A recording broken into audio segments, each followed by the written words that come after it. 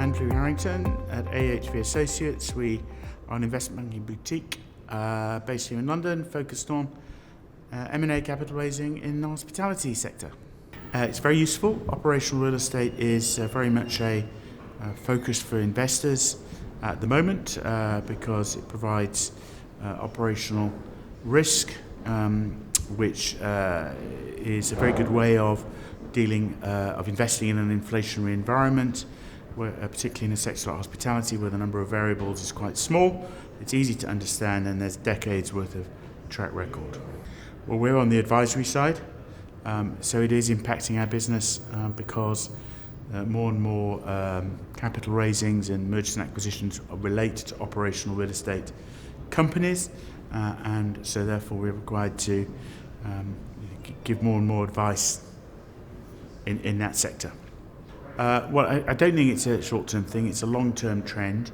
Operational real estate is very common in the United States. It is certainly in the hospitality sector the dominant operational model in the United States, and I'm sure that is coming to, and it is already here in the UK and increasingly in Europe.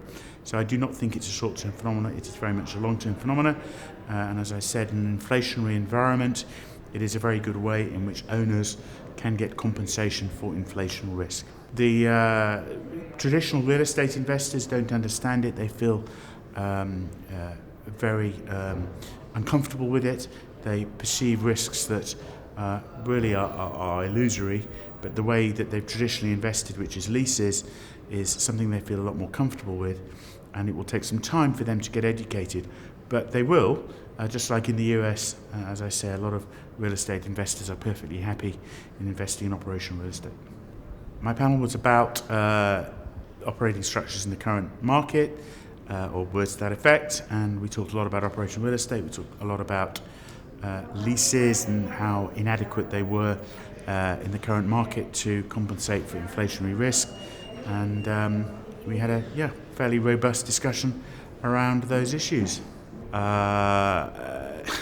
Well, we had investors, we had lenders, and we had advisors, we had an academic, and so they were all looking at it from a different perspective. And I wouldn't say there's any disagreements. There was a robust discussion.